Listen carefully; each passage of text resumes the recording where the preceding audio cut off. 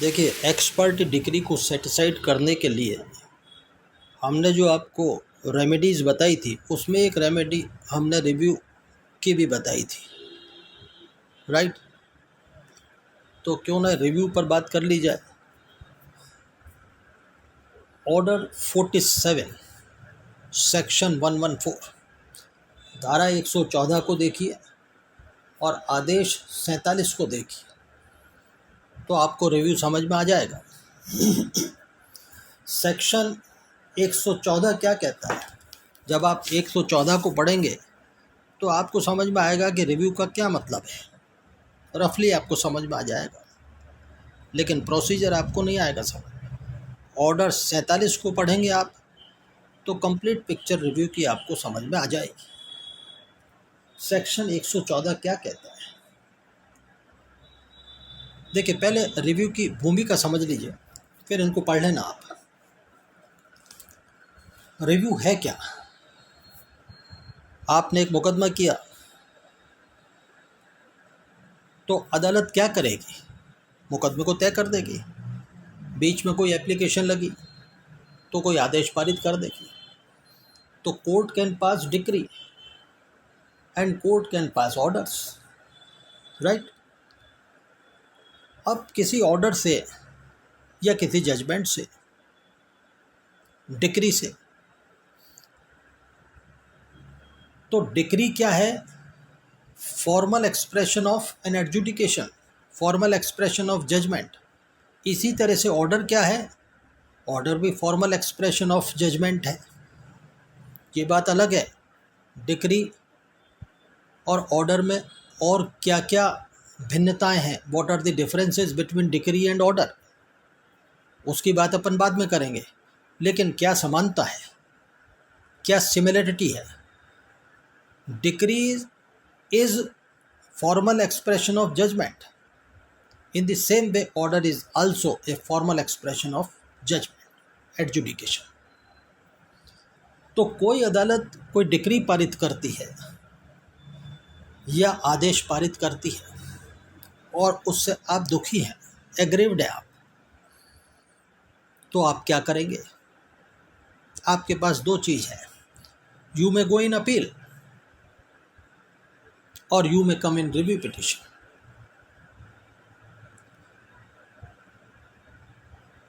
देखिए, decree is always appealable जब तक वो कंसेंटेड डिक्री नहीं हो। Contested decree is always appealable. अदालत ने डिक्री पारित की, आप दुखी हैं, you may go in first appeal, ठीक है। अब यदि मान लीजिए आप अपील में नहीं जाना चाहते हैं तो आपके पास दूसरी कोई रेमेडी है क्या? Can you go in review? उसके आधार के बारे में, उसके चेक बैंक के बारे में अभी बात कर रहे हैं। तो डिक्री और ऑर्डर अपन ने जो समझा, ऑर्डर के लिए कहा जाता है कि order may be available, may not be available. Only those orders of CPC are available which have been mentioned under section 104। जब आप सेक्शन 104 निकालेंगे तो आपको समझ में आएगा, उसमें एक स्लैब बता रखा है। 104 में वो तमाम ऑर्डर, CPC के वो तमाम ऑर्डर्स बता रखे हैं जिनकी अपील होती है, जो अवेलेबल हैं। तो section 104 is a dictionary as a matter of fact कि इस ऑर्डर की अपील होगी या नहीं होगी। CPC के इस आदेश के तहत जो आदेश जारी किया गया, CPC में सेक्शंस हैं, ऑर्डर्स हैं, रूल्स हैं। तो CPC के ऑर्डर, किसी ऑर्डर में, फर्ज करिए आप टेम्परेरी इंजंक्शन ऑर्डर 39 रूल 1-2 है, तो ऑर्डर 39 में कोई आदेश जारी हो गया अदालत के द्वारा। अब वो आदेश अवेलेबल है या नहीं है, इसकी जानकारी आपको कहाँ मिलेगी? जब सेक्शन 104 आप देखेंगे, निकालेंगे, और 104 में स्लैब जो बना हुआ है, और 104 में यदि ऑर्डर 39 है तो आप उसकी अपील कर, ऑर्डर 39 के तहत जो आदेश हुआ है, that order is available, right. तो अपन बात करते हैं अभी रिव्यू की। Any person considering himself aggrieved by a decree or order from which an appeal is allowed but from which no appeal has preferred।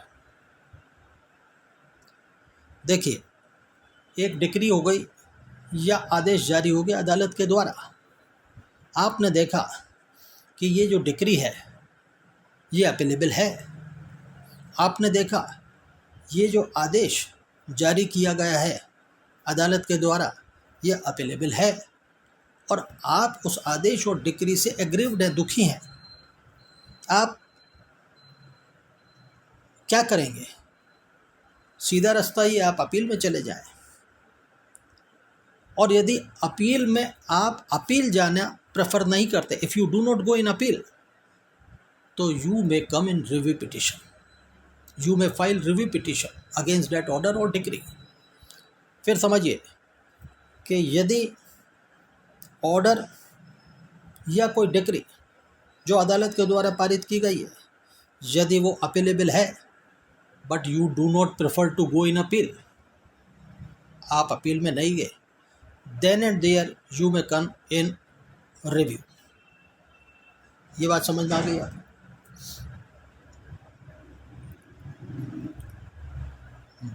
अब दूसरी बात समझ लीजिए, कोई डिक्री या ऑर्डर पारित किया कोर्ट ने, उसकी अपील ही नहीं होती if that is not appealable. कि किन्हीं कानून में कोई डिक्री पारित की, उसके लिए कहा गया it is not appealable. Order पारित किया, सेक्शन 104 में तो देख ही लेंगे, किसी पर्टिकुलर कानून में कोई ऑर्डर पारित किया, if that is not appealable, तो फिर क्या करेंगे? उसकी दुरुस्ती के लिए यदि आप समझते हैं और एग्रीव्ड हैं उस आदेश से, तो आप रिव्यू पिटिशन में जाएंगे, अपील का तो रास्ता बंद है। तीसरी बात ये, by a decision on a reference from a court of small causes, जो लघुवाद न्यायालय पहले हुआ करते थे, उसके द्वारा किए गए निर्देश रेफरेंस पर विनिश्चय से, by decision on a reference from a court of small causes, तो उस सूरत में भी आप रिव्यू पिटिशन कर सकते हैं। रेफरेंस की बात अपन करेंगे, ऑर्डर 46 है। अब आप एक बात समझिए कि ये तो आपने समझ लिया कि आप रिव्यू में किस तरह से जा सकते हैं, चेक बैंक समझ लिया आपने। अब what are the grounds of review petition? अब आप ये समझिए कि रिव्यू में आप जाएंगे तो उनके ग्राउंड्स क्या क्या है। यदि वो ग्राउंड में आपका मामला कवर होता है तो उन ग्राउंड्स को लिखिए, रिव्यू पिटिशन तैयार करिए और अदालत में रिव्यू पिटिशन पेश कर दीजिए। इसमें दो आधार समझ लीजिए आप। पहला आधार तो क्या? पहला आधार ये है कि आपने वो जजमेंट पढ़ा, मीनिंग देयर बाय उस आदेश को पढ़ा, राइट? जजमेंट, डिक्री या ऑर्डर, उसको आपने पढ़ा। अब आपने देखा कि there is apparent mistake on the face of the record, apparent mistake on the face of the judgement, जीती जागती गलती की है जज साहब ने कि मैंने जो क्रॉस एग्जामिनेशन किया था उस क्रॉस एग्जामिनेशन का हवाला ही नहीं है, मैंने जो डॉक्यूमेंट पेश किए थे 5, उसमें 2 का हवाला है, 3 का हवाला ही नहीं है, मैंने जो ये एप्लीकेशन लगाई थी उसके संबंध में आदेश पारित किया था और उस पर्टिकुलर आदेश के संबंध में इस जजमेंट में ये डिक्री पारित की गई है, उसका हवाला ही नहीं है, देना चाहिए था। इस तरह की स्थिति आप देखते हैं तो that may be said as a apparent mistake on the face of the record. ये पर्टिकुलर डॉक्यूमेंट जो फोटोस्टेट कॉपी दूसरे पक्षकार ने पेश की थी और बाकायदा मैंने एप्लीकेशन दे करके इस डॉक्यूमेंट को डिलीट करा दिया था, रिकॉर्ड पर ही नहीं था, वो रिकॉर्ड पर ही नहीं लिया गया था, बाकायदा आदेश भी इस बात का हुआ था ये पर्टिकुलर डॉक्यूमेंट डिलीट किया जाता है, उसके बाद भी उस पर्टिकुलर डॉक्यूमेंट को अपने जजमेंट में कंसीडर किया उन्होंने। ये 4 फोटोस्टेट कॉपीज़ जिस पर एग्जिबिट नहीं पड़ा उनको भी उन्होंने अप्रिशिएट किया, जबकि वो part and parcel of the record नहीं थे। इस तरह की मिस्टेक्स यदि कर दी जाती है तो इसको कहते हैं apparent mistake on the face of the record, जीती जागती गलती। मेरे बयानों का हवाला ही नहीं है। मैंने 6 गवाह पेश किए थे, उसमें से 2 गवाहों के बारे में तो लिखा है, बाकी 4 के बारे में लिखा ही नहीं है।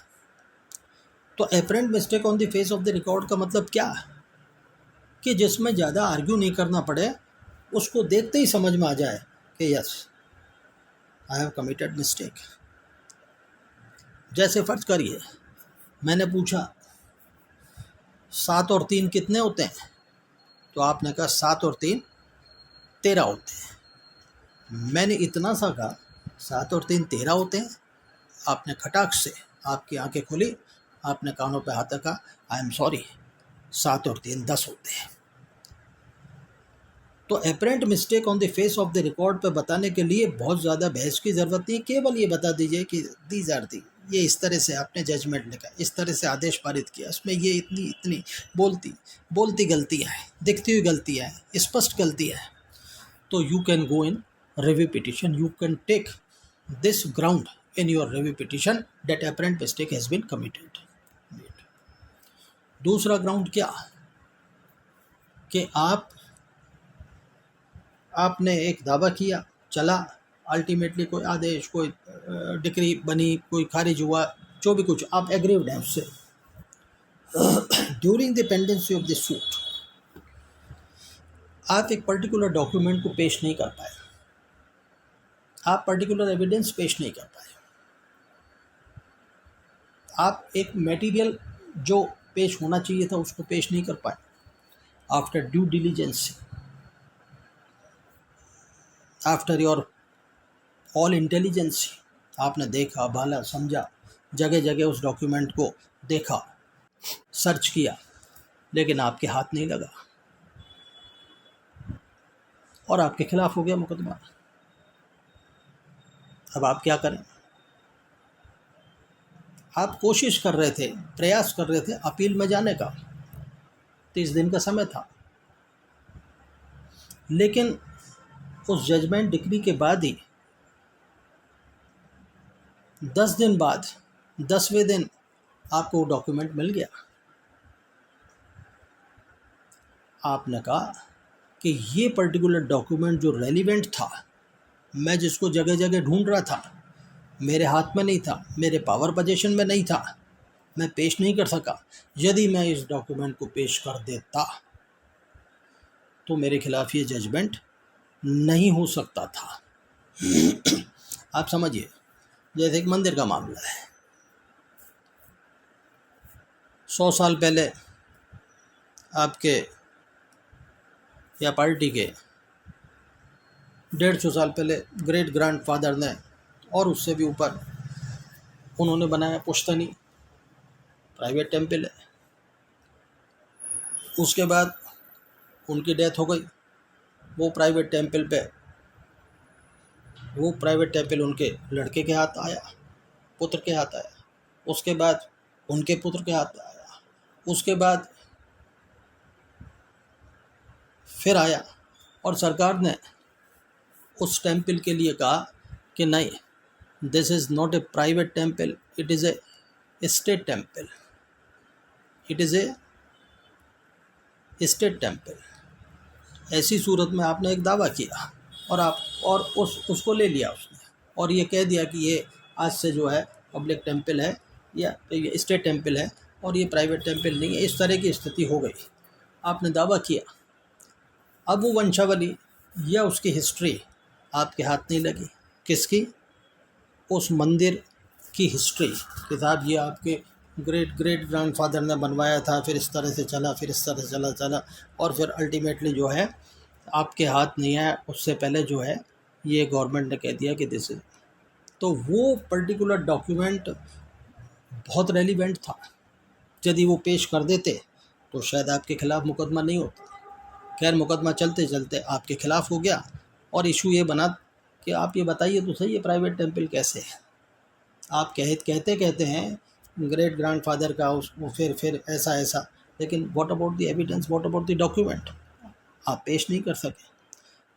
आपने बहुत जगह सरकारी महकमों में जा कर के अपने पत्र दिए कि भाई इसकी हिस्ट्री निकालिए। मंदिरों के महकमे में जो भी डिपार्टमेंट्स होते हैं वहाँ आप गए, लेकिन आपके हाथ नहीं लगे, लेकिन आपने चिट्ठी पत्री जारी रखी थी। लेकिन ये जजमेंट होने के बाद एक लिफाफा आपके पास आया पर्टिकुलर डिपार्टमेंट से, मंदिरों के डिपार्टमेंट से, वहाँ ये कहा गया, वो हिस्ट्री आई जो आप चाह रहे थे, आरटीआई मान लीजिए, उसके तहत ये आया कि साहब ये इस तरीके से इस तरीके से मंदिर चला था, इस तरीके से ये सारी बातें। वो डॉक्यूमेंट आपके हाथ लग गया और आपने review petition on the basis of this ground कि during the pendency of the suit I could not produce this particular document because of these reasons. मेरी ऑल ड्यू डिलीजेंसी से भी मेरे हाथ ये डॉक्यूमेंट मेरे पावर पोजीशन में नहीं था। आपने रिव्यू पिटिशन के साथ उस पर्टिकुलर डॉक्यूमेंट को लगाया और अदालत से कहा कि देखिए ये डॉक्यूमेंट, इस डॉक्यूमेंट के बेसिस पे मैं रिव्यू पिटिशन लगा रहा हूँ। जजमेंट होने के बाद, ऑर्डर होने के बाद ये मेरे हाथ लग गया।